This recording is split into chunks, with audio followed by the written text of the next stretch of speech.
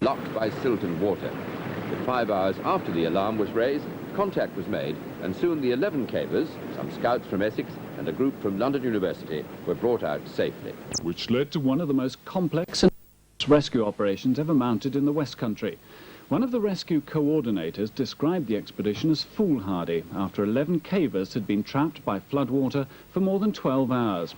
The alarm was raised at around tea time yesterday when another group of cavers came to the surface. As news of the emergency spread, dozens of volunteers arrived to help. It was one of the biggest rescue operations ever mounted in the vast network of caves under the Mendips. 2 separate groups were trapped with their escape route cut off by floodwater.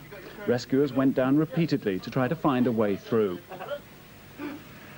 In a desperate effort to lower the water level, firemen began pumping 600 gallons of water a minute out of the caverns and into a neighbouring system. The 11 cavers were trapped in a huge chamber 300 feet down. The only way they could get back to the surface was through a narrow passage and out through GB chamber. But the water had poured in so quickly that the passage was completely flooded and filled with mud and gravel. Water is necessary to dig out the passage and to dig out the silt. How worried is everyone at the moment? We're rather concerned. We're just waiting for the first contact to be established with the trapped party, and that is always a worrying moment, of course. Hunter 6, Green Bolt from Hunter 5. Hey! All right. There's somebody just beyond the first sump. They don't know which party it is, and they don't know how they are, but they have made contact. Over. And in less than an hour, the first of them reached the surface. All were experienced cavers, one party from London University, the other a group of scouts from Essex. Those trapped included 3 women. Fortunately, no one had been injured. One of those leading the rescue was Brian Workman from Oak Hill near Shepton Mallet. And we started bailing quite quickly, and whilst I was bailing I actually tugged on the rope that was actually being laid by a diver, and lo and behold it tugged back at me, so we were away. You knew someone was there? Well, we knew somebody was right the other side of that sump, so we bailed much quicker, and sooner or later an airspace appeared and we started talking through, and as soon as there was sufficient airspace we actually passed under ourselves. In fact, both Dave Turner and myself, a colleague of mine, and we took hot soup through and went on through to check the remainder of the party and found that they were in very good spirits indeed. They had all had wetsuits and plenty of food, so in fact they could have sat it out there quite some time. We just sat and sang songs and told jokes and whatever for the hours, and it went quite quickly. How cold was it down there? There was no real problem with cold. In fact, the worst problem was just because we were all lying on top of each other, just, you know, legs going dead, with sort of 5 people lying on top of you.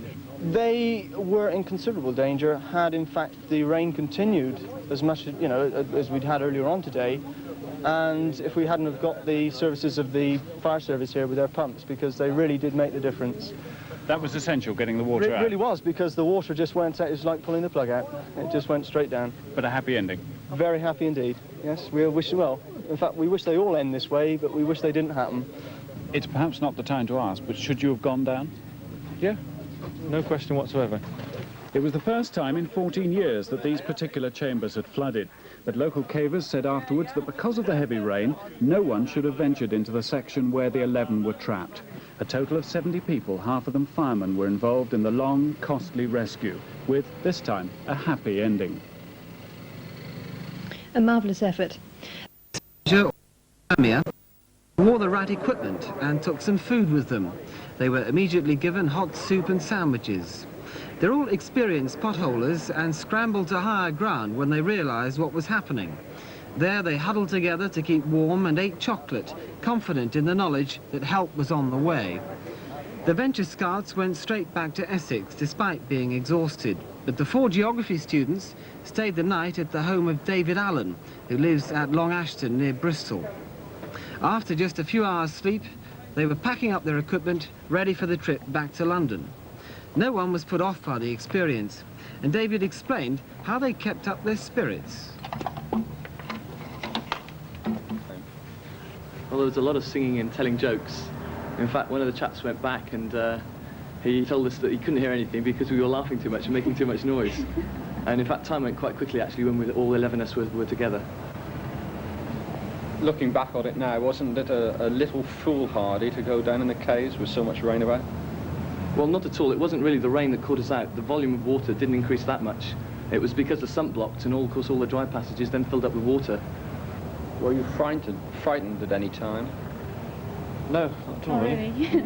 Because we knew, and we had another 85 feet upwards of airspace. And it would have taken a long time for the water to get that high. GB Cave is not for beginners, and only experienced potholers are given the key to go down. But today, the man who led the rescue operation said, given the appalling weather conditions, he would have advised against making the trip. I personally, knowing the cave and the local weather conditions I do, I don't think many local cavers would adventure for any length of time into the passage area that they had gone. I think that was possibly a mistake. But having said that, they were very well equipped and they did all the right things once the situation had gone wrong. There are caves all over the Mendips, and thousands of cavers come here each year. The rescue organisation is determined to learn from the experience, and in future, potholers will be asked to check on weather conditions before each trip. GB Cave is one of the best-known caves in Britain, and its popularity led to the detailed information that meant firemen could block a stream and pump away 500,000 gallons.